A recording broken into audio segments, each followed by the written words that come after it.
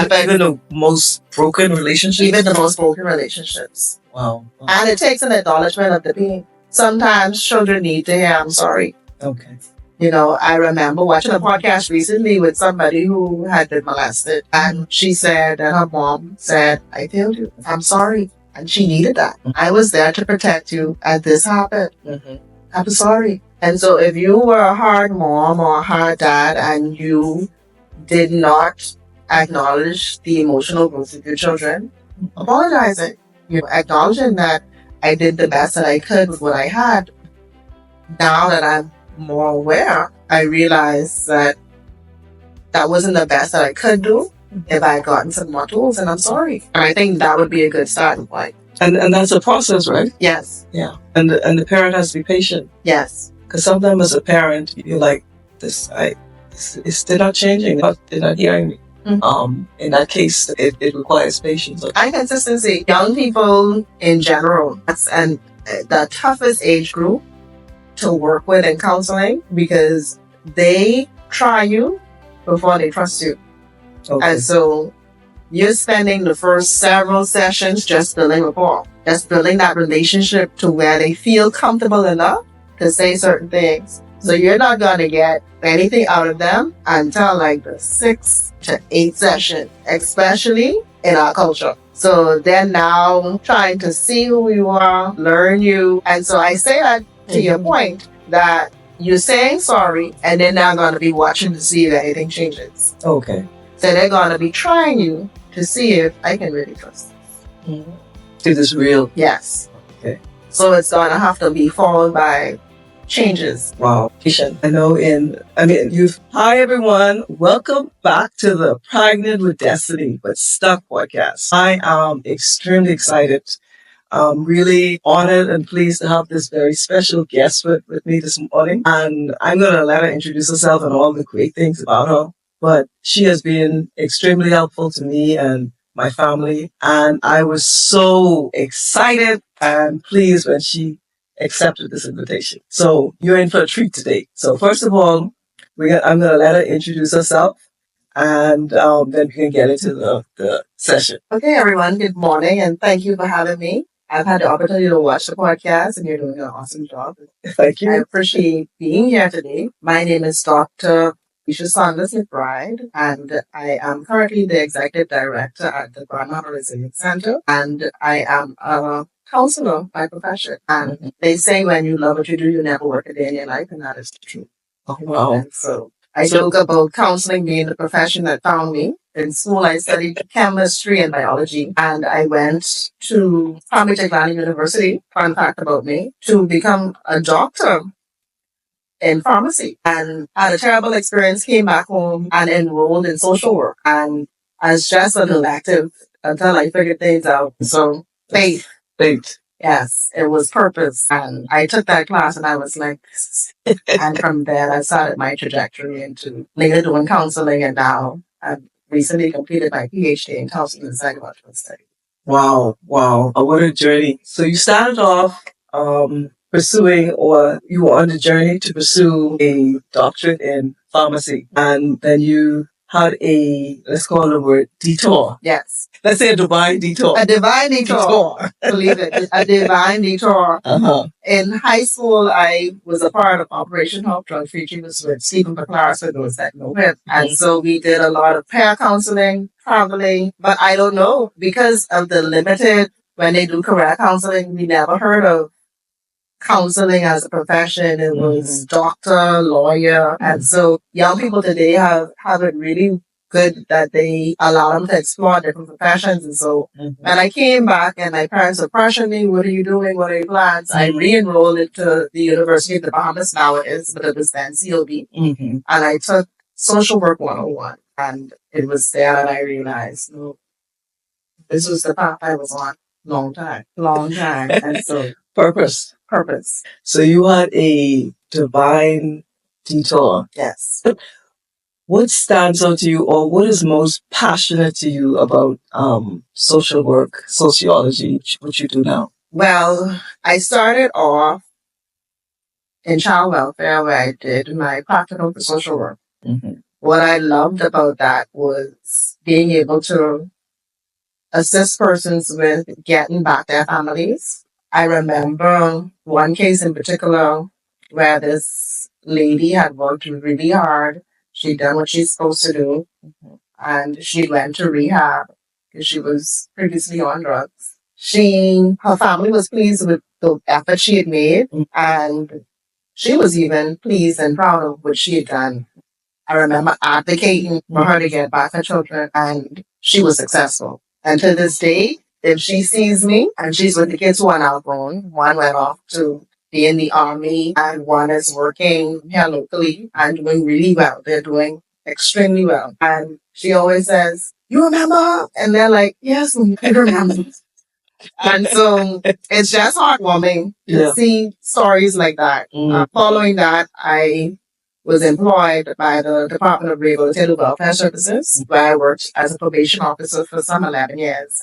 I focus on the good. I realized that you can't save everyone, but if it's only the one. And so whenever I'm in the downtown area, to an event, I see individuals and they're like, "It's like, right, all the Saunders," whatever they remember me as, and they would, just say what an impact you would have had on them. And so it's the rewarding part of the profession that I cling to, and that really is heartwarming. Wow, wow. So you can hear your love for it and your passion for it. Yes, I'm very passionate about it. Wow, wow. Tell us about Dr. McBride, and then we can get into, because in this session we want to talk about brokenness in the home. But tell us about Dr. McBride.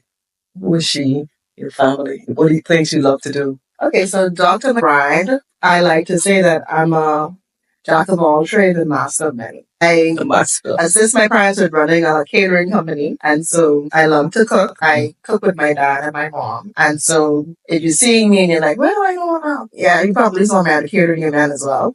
I also have an artistic side. Okay. And the way I channel that now is because I don't have as much time as I would like to draw and write, do graphics. I used to do it professionally, but time does not allow. And so I only do graphics now for the Resilience Center and a few pro bono work for organizations that are doing good. So I've assisted both in the past and other churches, etc. And so that's a little bit about me. I'm a mother. I have a son and I have two daughters. One is 13 and one is 2. And so they keep, very big, I don't recommend it, but they keep me busy. They keep me busy. That's my number one job. And I take it really seriously. I love those girls. I love my son who's now off age and has a lot of bass in his voice, and so he thinks he's mine. He's still my first baby. Very nice. That I know the gap. Yes. I know the gap. It's like you're raising different children. Like, yes. What's happening? Yes. Yes. The gap between my first son and my second son is 10 years. So I know the gap. It's in two different worlds. For a while, it was a struggle on my oldest son because he was by himself for a long time. It's like only child. Yeah. So I totally understand the gap. And so you recently got your PhD? Yes. Wow. That's I completed my master's when I was recently. I had my oldest daughter, and I completed my doctorate with my youngest daughter. And so I must be a sucker for punishment, but I did it, and I believe they were my motivation. Yes, yes. So, but how did you manage that? How did you navigate work, home, it wasn't and studying? It wasn't easy. And one of the things that I promised myself was that to whom much is given, much is required, because I had scholarships to both of those degrees. I never wanted to back off of my spiritual responsibilities, so I still went to prayer meeting, still was at Bible study, still attended church, never stayed home to say, I'm staying home to study. And so you can imagine that must have been difficult, but I wanted to show honor to God for allowing me the opportunity to do those degrees. I mean, when I came across a Trailblazer scholarship, it was the school I wanted to go to, the degree I wanted, and it was specifically a degree that most international students would be interested in. So it was like it was tailor-made for me, and it lasted for 2 years and it's now obsolete. So I know that had to be divine. Only divine. Only divine. And the way I stumbled across it, I ended up doing Facebook, Zoom Live, and there was this lady who had a background in social work, was a former probation officer. Wow. And she attended the school that I was interested in going to. I literally got goosebumps. And Dr. Lang, who works with me, when we came off the Zoom, we had a conversation the following day. And we were like, what was him? Where do you? Here's this lady, background in social work, background in probation, which we both have. This Dr. Lang is also a former social worker, worked at probation. And so it was like both of us had that same exact feeling. And so I went on Regional University's site and tried to look up the degree she did. And because I previously searched my degree, it came up Trailblazer Scholarship. And it was like a few days out, and I wrote the dean, and he said, still apply. I know that was God. That's God. I know it was God. And it was literally a degree geared towards somebody who recently would have started nonprofit or ministry. And it was there, the Bahamas. It was like, this is God, come on. Like, this is for me. Yeah, like, and yeah, so, like this make sense. And so I knew it was God. The minute I saw it, and yeah. It's amazing how God works. It's like Naomi and Ruth in the Bible. The time that Naomi and Ruth were at home was Bahamas. Was the time when they were widows, they were poor. It was a time when they had a law in the land, gleaning. So it was a time when the poor and the widow and the landowners would be in the field at the same time. So it was a setup for Ruth and Boaz to meet. And I wasn't going to do that podcast because I was so tired that day. Wow. It was like a last minute, can you host this? And you know you need energy to host it. So I was like, host. And something in me said, do it. And so I did it. And I didn't regret it. Me and the lady who lives in Barbados later had a conversation. And I told her about it, and she was like, wow. Okay. Yeah.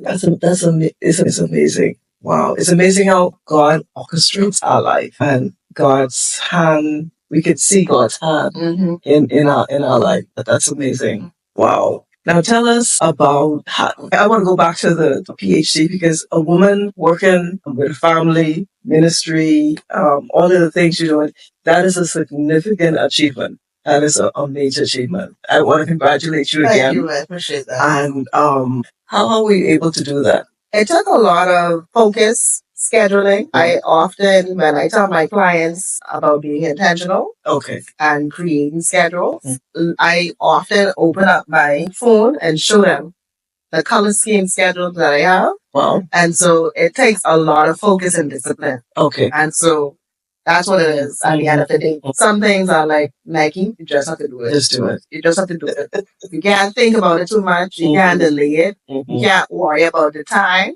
We make time of what's important. For those that are delaying whatever it is that they're supposed to do, download an app that kind of tracks your social media time. And that would give you an idea of how much more time you can have. Yes, yeah. Yes. Yeah. So, and I had to pick my poisons. If I'm doing Facebook, I don't watch WhatsApp statuses. Okay. So I pick my poison when it comes to my social media. And I like Facebook because I can control what comes on my feed. So that's the best advice that I can give in terms of being able to do something like that. It's choose where you're going to be putting your time. Okay. So you weren't always in the books. You had some downtime. You had some. Yes. Yeah. So you navigated balance. Yeah, you balance. Yes. And then self-care, I would say we like to think of self-care as being some grand thing. And it can be little moments. It can be setting aside time to take a walk. Yeah. It can be just riding to the beach. It can be going for comforters. But just making that time. It can be scheduling your time to get your eyebrows waxed. Pampering yourself. Going to the hairdresser. Wow. So cute. I like that word. Just hearing that word, so cute. That is so powerful. That is so, it's relaxing. What I do is the beach. Yes. Yeah, the beach is relaxing for me. I go to the beach, I sit down and watch the waves and I meditate. That's my, I'm reading. Yes. Yeah. So it's good that you were able to balance it and also accomplish what you did. So very, I'm impressed. I'm impressed because a PhD or a doctorate degree is on my bucket list. You can do it. Yeah. And that's on my bucket list. So I'm when I see another woman who has all of the weight that I have and does it, yeah, you can do it. That's motivation. That's motivation. So let's dive into the home, brokenness in the home. Why do you think there's such a, or is there a high level of brokenness in the home in the Bahamas? I wouldn't limit it to the Bahamas. Okay. It's Caribbean wide. Okay. And even I would say amongst Black families in the U.S. Yeah. Why do you think is so? I think it stems from our mindsets.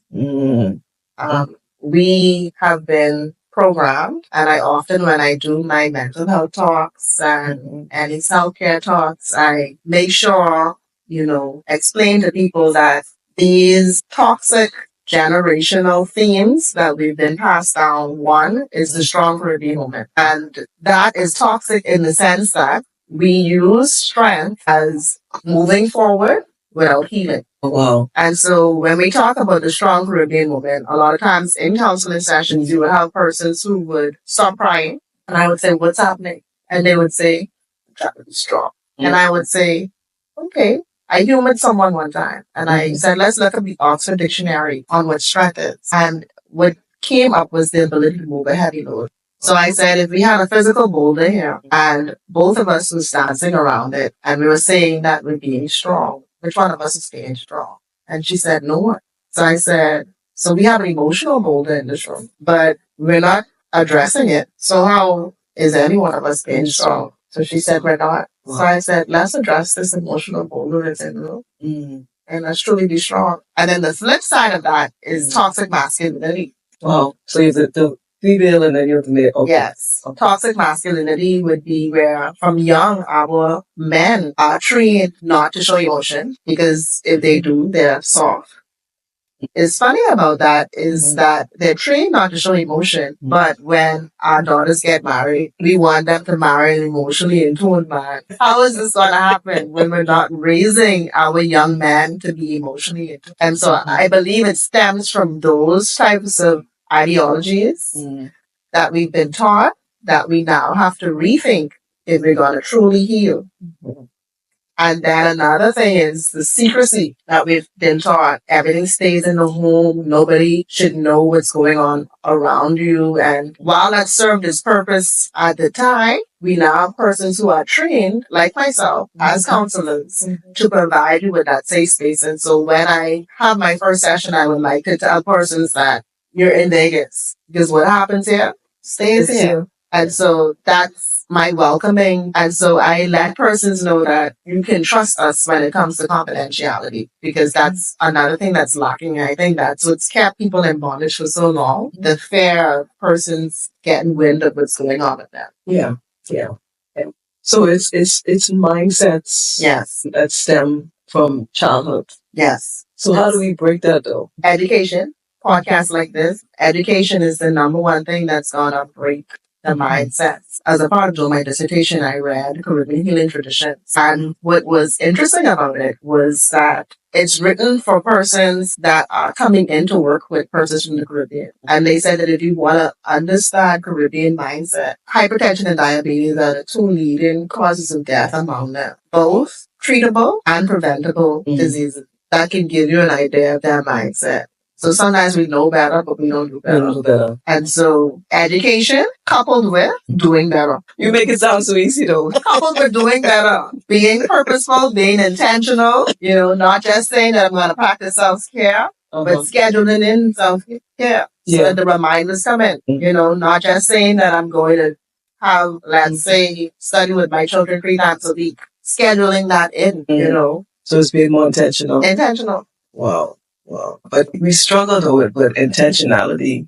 I think when it comes to certain things, we don't struggle with it when it comes to social media. But when it comes to certain things, we struggle with it. Intentionality. So let's go back to the mindsets, the female, the male mindsets. Why do you think that's always passed on though? Even though we don't talk about it, it's still passed on from one generation to the next generation. Is it just because? I think it's a lack of self-awareness. Okay. Because once we are self-aware, then we can now unlearn these negative things that we've been learned. Mm-hmm. And I know Dr. Anthony Hamilton, who is in charge of civil society, he likes to point out that it's not education we need, it's re-education. Because we've been educated, but we've been educated in the wrong way. And so unlearning a lot of these negative patterns and being aware that they're even negative, because we say we're strong all the time as if it's a good thing. We use the word resilient. And although the Graham Resilience Center has the word resilience in it, I often say, don't use that word if you haven't put in the work. Sometimes we like to say that we're resilient as a way to say that we're moving on, but are you moving on healed? Yeah. You didn't break, but you're back. Are we working on that? Have we addressed it? Or did we leave it behind and continue moving on as if nothing happened? And so that's my issue with words like that, strong and resilient. That we're just using them. Yes. Okay. I think correct me if I'm wrong. I think one of the challenges is getting help. Yes. Get counseling, or because I think in the community, the Black community, homes, counseling and therapy isn't seen as something necessarily necessary or positive. Is that correct? That's correct. A lot of persons, and one of the things has been confidentiality, which I touched on a little bit earlier. Okay. Are just not seeing the importance or value of it. Or not having an understanding of what it is. A lot of persons, when they walk into the room, they're looking for the chair which will lay down. Persons get deepest, darkest secrets. And I'm like, no. I don't want to hear your deepest, darkest secrets. But what I would like for us to do is, I like to tell people, on your lap right now is a toolbox. And each time you come here, you'll be adding to that toolbox. And the goal is that you will have enough tools that if you have future shocks, you'd be able to deal with those. And so that's an idea of what counseling is. It's a conversation. It's a safe environment, a non-judgmental environment, which is so important because we can talk to family and friends, but sometimes that comes with a level of shame, level of judgment. Counseling provides that safe space where you can unlearn some of these maladaptive coping strategies that you don't even have the self-awareness to know that you have. So how should a person know that they need counseling? Should it be if they had some trauma in the home or some brokenness in their home and they should get counseling? What's the criteria to get counseling? So telltale signs that you may need counseling is if you have problems sleeping, if you have appetite problems, if you have negative thinking patterns. A lot of what I do, and Dr. Light and some of the other counselors, is we use cognitive behavioral therapy, which is where we believe that our thoughts affect our emotions, which in turn affect our behavior. And so a lot of our emotional issues are stemming from negative thoughts. A lot of persons have negative core beliefs that I'm not enough. And it's deep rooted into things that may have happened to them in the past. And so just unlearning that core belief that you're not enough, trying to pinpoint where that may have came from, and then being able to have the tools to challenge those negative thoughts. Because the negative thoughts come. And what I love about CBT, it's consistent with scripture. Whatsoever things are true. Whatsoever things are lovely. Whatsoever things are honest. Think on those things. Think on those, yes. And so it encourages us to challenge a lot of those things that come, because the thoughts come. But it's what we do with those thoughts that make the difference. And so what counseling to me does is it increases our self-awareness so that we can then self-regulate. And then we'll be better socially because it improves our social awareness. Because once I can identify things within myself, then I can pick up on those things in other persons. It increases my empathy because now I can understand where somebody may be coming from. And so it creates a more well-rounded individual in general. Now, you use some big words there. Yes. Okay, so let's unpack those. Let's unpack those big words. Self-awareness. What is self-awareness? So self-awareness is understanding you, understanding why you do certain things, knowing what you like, knowing what you don't like, understanding how you're feeling, being aware of your thoughts. So it's a combination of all of those things. A lot of times you ask the human how they're doing. The response is, I'm good. I'm fine. Yeah, I always say. And none of those are feeling words. And if you probe deeper, sometimes they're not even able to give a feeling word. And so self-awareness starts there. Being able to say how you feel and being able to communicate that. So I may not be having the best of mornings, and I'm able to walk in the office and let my staff know, hey, that little 2-year-old gangster that I have, she put a number on me and I need to unwind. I'm feeling overwhelmed in the morning. And so that when I come in and close my door and start playing a little light gospel, they don't think I'm vibing because Mr. McBride door never closed, but they understand that she just needs a moment to de-stress. And so we need to increase our self-awareness, understanding of our thoughts, understanding of our emotions, and then self-regulation has to do with how we control that, how we control our emotions, how we control those thoughts, and how we control our behavior. Let's go back to the self-awareness part. Because I think in the home, from my experience growing up, you're always told to be quiet. You're not always told to express yourself. So I think, and again, I don't want to be generalized. I think a lot of kids go through that where they're not able to express. And so you grow up with this mindset that if someone asks you how you doing, I'm good, I'm great. And you don't really know how to do that. So how do you break that? How does a child who's now an adult now learn to be more self-aware? So it takes practice and it may take therapy as well, where you learn to express yourself. One of the questions that I ask that clients sometimes hate, especially if they're not self-aware, is when they come in, I say, what are your highs and lows from the last time that I would have seen you? So what went really well this week and what was a low point for you? And that helps me and it helps them. It helps me not to move on to something if something's more pressing now in the week that's gone by. So I don't come with my agenda and it stays client focused and it helps them because now they have to be self-aware and recognize that I didn't like this. And I like that. I remember I gave a client sharp specs, which is where they have to identify 3 positive things in each day. And she came there and she was like, I wasn't able to do the homework because I couldn't identify anything positive. But just in the small talk prior, she sat down and I said, hey, how are you doing? I said, you're a few minutes late. She said, oh yeah, we stopped by the coffee shop. And she was like 17. My sister let me get coffee and she doesn't normally let me get coffee. And so I was so excited about that. She said, I'm tempted to get some hot chocolate on my way home because we made some cookies. And it was such nice bonding time for me and my sister. I was like, and you sitting here and tell me that you had no positive things, not even today, and you just called 3 days. You bonded with your sister, you made cookies, and you had coffee, and you're not normally able to have coffee. And so we don't take note of even the positive. And so that's one of the things that I encourage persons to do is to practice gratitude and journal and identify the positive things that may be going on. And so that's a way to increase your self-awareness when you're forced to focus on the positive things that are happening. Okay. Oh, that's powerful. I like that. How do parents now encourage or foster self-awareness in the home and their children? I say start from young. I say validate their feelings. If they have a boo-boo, that's a big deal to them. Make a big deal out of it. Don't say, oh no, that's enough. The typical behavior response. That's a boo-boo. Let me kiss it. But is that baby and the child too much? Age appropriate. Okay. Age appropriate. Okay. So once you teach them that from their young, okay, that your wounds matter. Okay. Good. Then they know that I can come to mommy with the big wounds. Okay. Because she cared about the small wounds. So I love to say start from young, but it's never too late. Okay. It's never too late. If you want to repair a relationship that's been damaged from the lack of emotional stability, I would say spend time. Spend time in their way, but the key is time. Okay. Relationships can be rebuilt, and I've seen it. I've personally experienced it, but it takes time. Even the most broken relationships? Even the most broken relationships. Wow. And it takes an acknowledgement of the pain. Sometimes children need to hear, I'm sorry. Okay.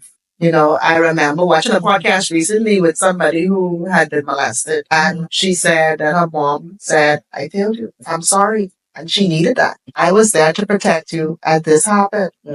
I'm sorry. And so if you were a hard mom or a hard dad and you did not acknowledge the emotional growth of your children, apologizing. You're acknowledging that I did the best that I could with what I had. Now that I'm more aware, I realize that that wasn't the best that I could do if I had gotten some more tools, and I'm sorry. And I think that would be a good starting point. And that's a process, right? Yes. Yeah. And the parent has to be patient. Yes. Because sometimes as a parent, you're like, they're not changing. They're not hearing me. In that case, it requires patience. And consistency. Young people in general, and the toughest age group to work with in counseling because they try you before they trust you.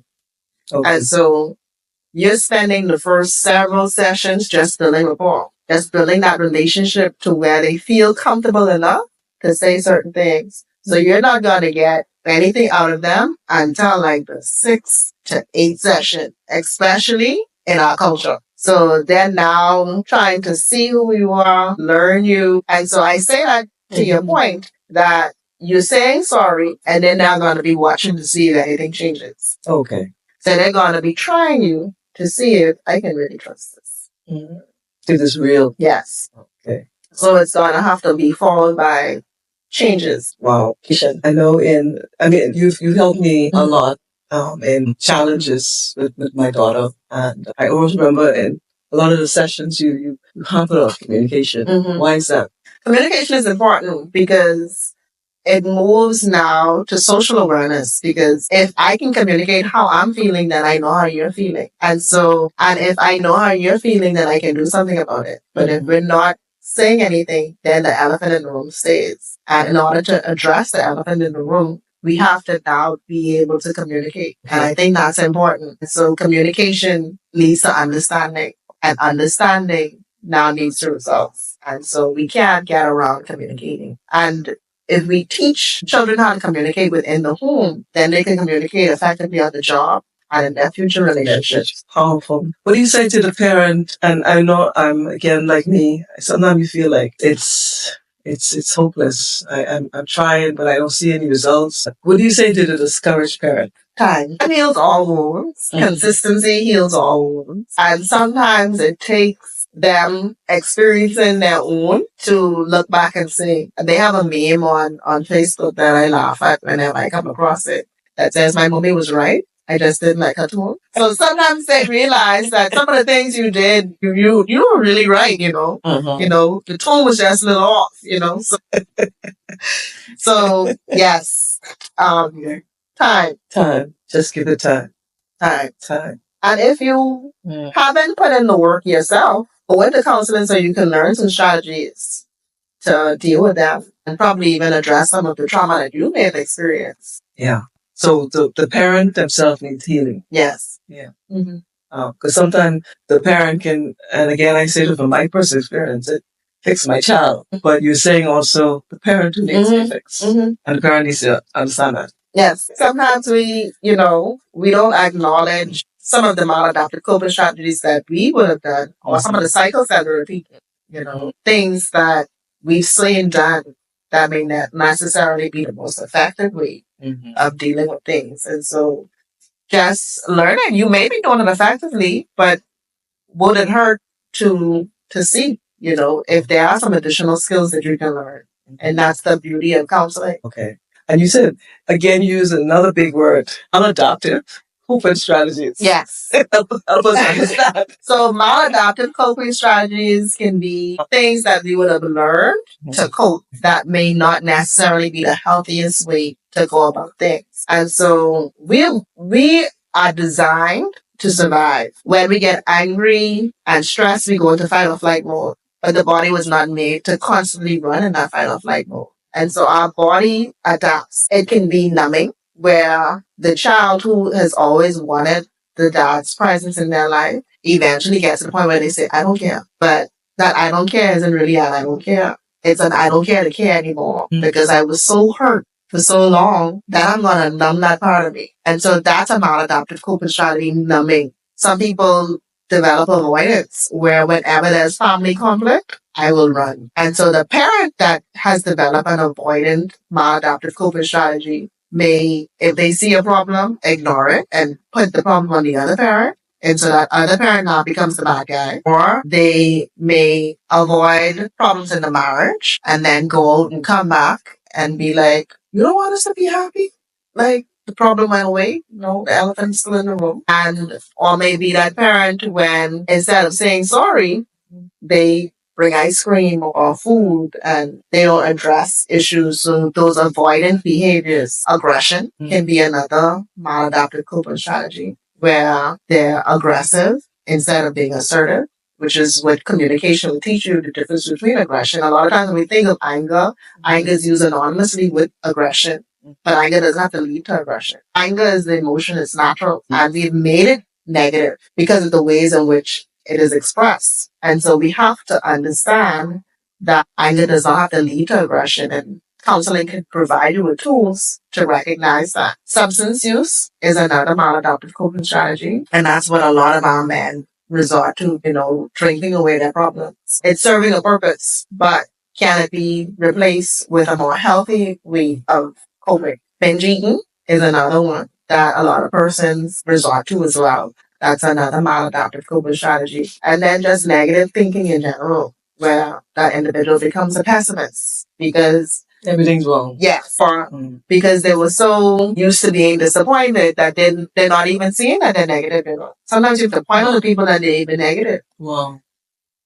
Wow. All the stuff you say is it's like the norm in homes though. But we made it the norm because we're not self-aware. We're not aware of our emotions. The more self-aware you become, you can even identify certain foods that make you feel different.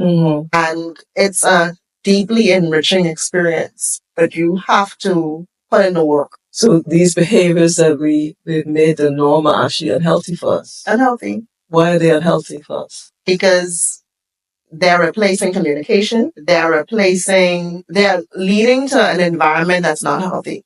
So if I'm numbing my feelings, I'm not expressing them, and then I'm not truly happy. If I'm drinking away my problems, I'm not addressing them. So they're a replacement for addressing the real issues that we have.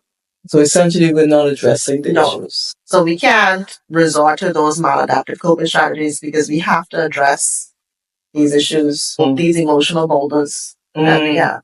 And then we will truly heal the brokenness. Yes. Yeah. Instead of just ignoring, or, which I like the word you use, coping. But the challenging thing is that's the norm in homes. It's the norm. I think another thing is, and you're a believer. I think another thing is, how does the church fit into all of this, or how does our faith fit into all of this? Well, faith leads to forgiveness. I never talk about forgiveness without mentioning the Bible. I was just talking to a friend yesterday. We were talking about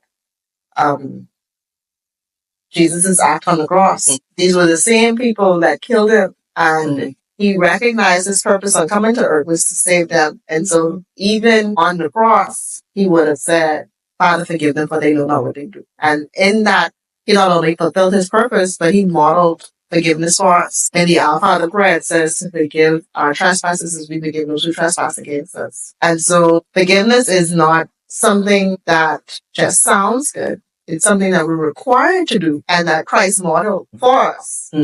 He said, if you will abide in my love when you follow my commandments, even as I had to do it. So he's letting you know, I had to do it. And so you have to do it as well. And so I think spirituality, to answer your question, helps us to be able to forgive, which is necessary when we have brokenness, when we have emotional wounds that exist. And so forgiveness is a huge part of where our spirituality comes in, because it's not easy. Actually, how many times should we forgive? And he gave him a number. And I think the objective there was, he probably had forgiven someone 6 times, and it was like, tell me 7. Yeah. Tell me.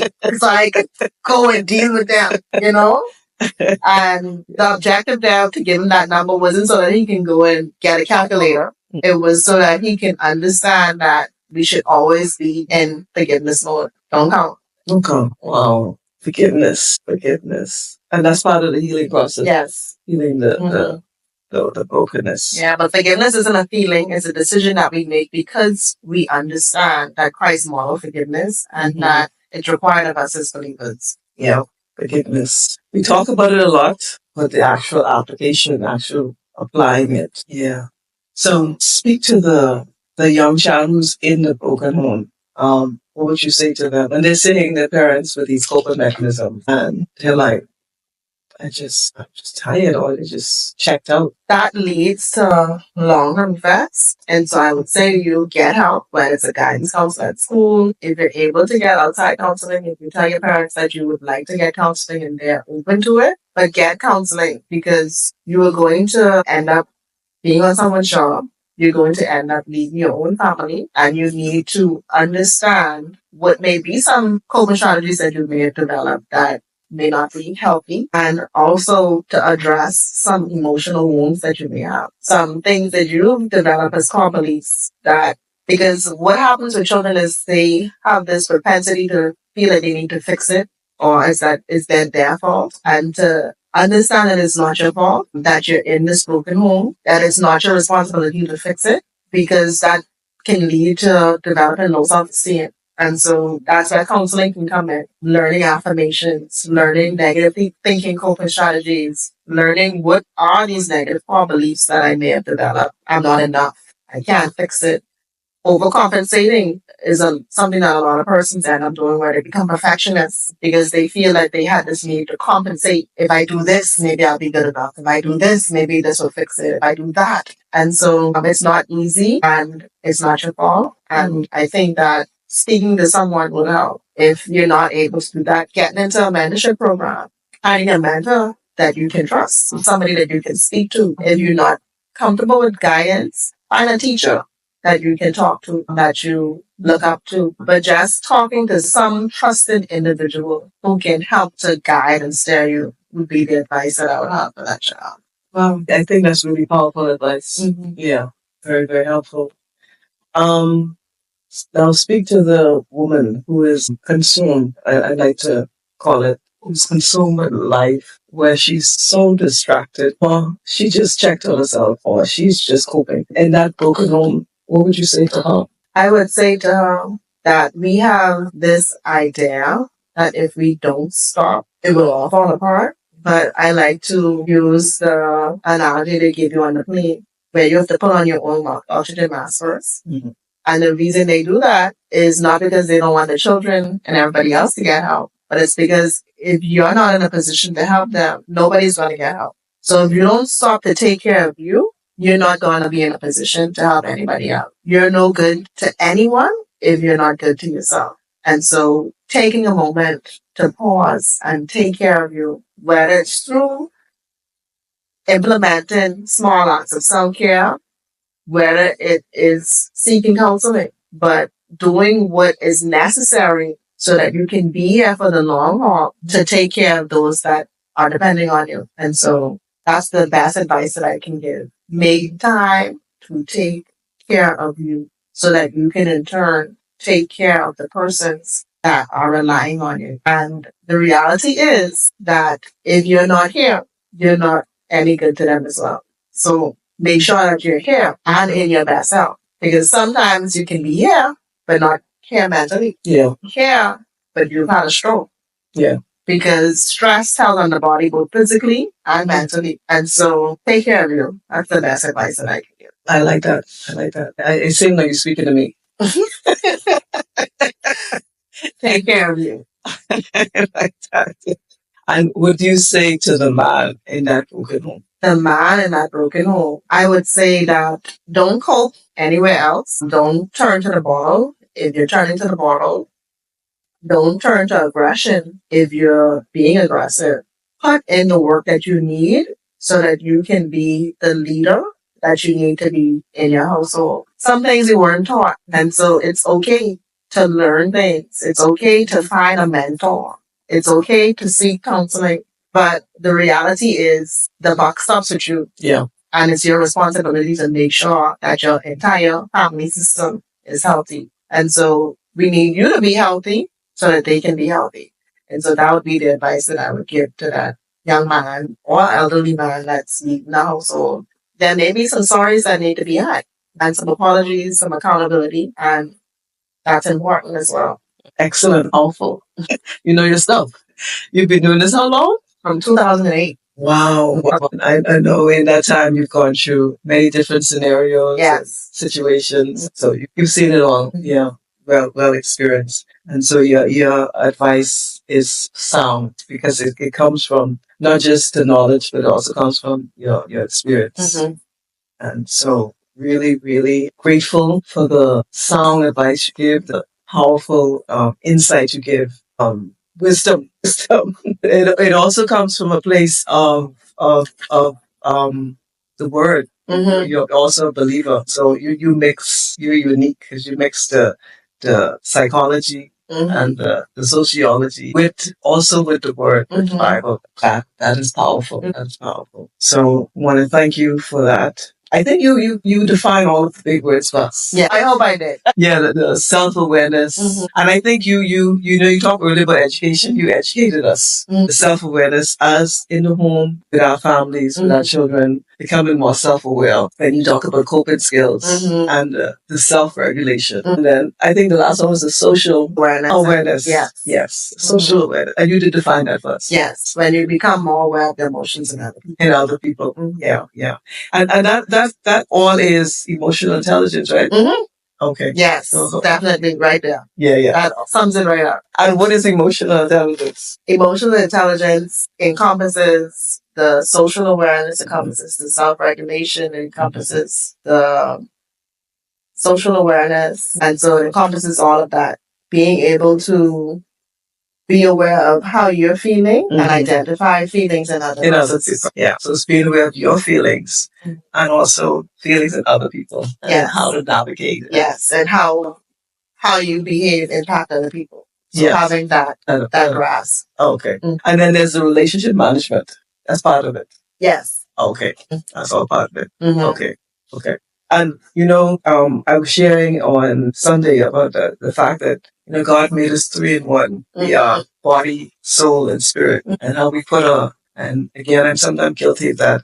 We put a lot of focus on our body, take care of the body. And that came through education, to be honest, because looking back at the Caribbean healing traditions, a few years back, you couldn't get men to go to the doctor. But it was education and recognizing that these things are preventable and treatable that now we have more persons going to the doctor. And so we'll take that same education to get to the place that we need to be mentally as well. So we need more counseling. And education forums like this podcast. And so I want to thank you again for having me, where we provide platforms to talk about the topics that we don't talk about. Yeah.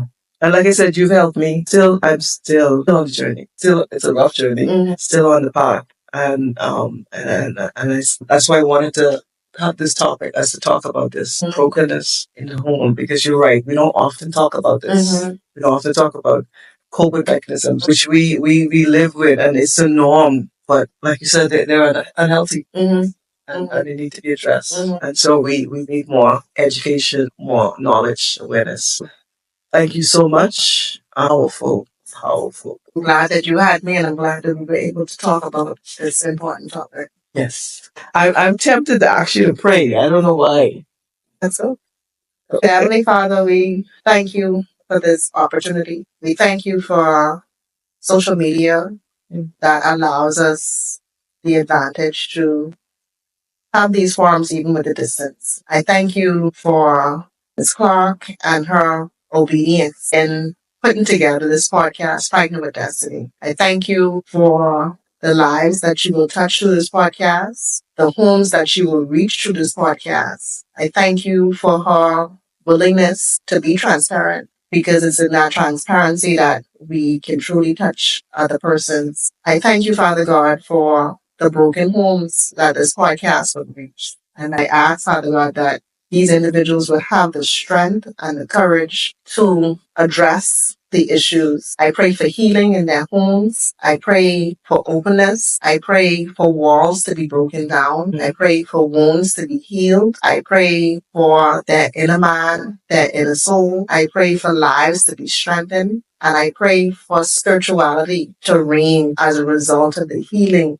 that will take place. Yes. Lord, I thank you even now. I thank you for what's about to happen, for what you're about to do. Yes. And I seal it with this prayer in Jesus' name.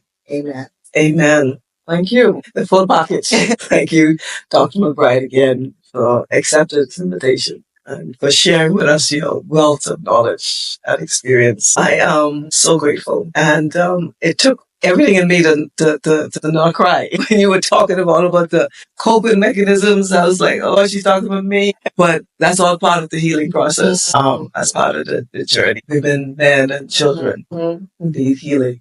We're dealing with the emotional wounds from broken homes, whether they're in it or they've come out of it. We know that you've been helped them. So once again, thank you very much. Thank you as well for having me. Yes, thank you. And this has been the Pregnant with Destiny but Stuck podcast. Please continue to support us by subscribing, by liking, by sharing the episodes. We're also on, if you're in your car, you're moving around, you can listen to the audio version. It's on Spotify, it's on Apple. You can download it. So please continue to support us. We thank you so much for your help and support in this effort. And thank you again, Dr. McBride. Thank you, everyone. Goodbye.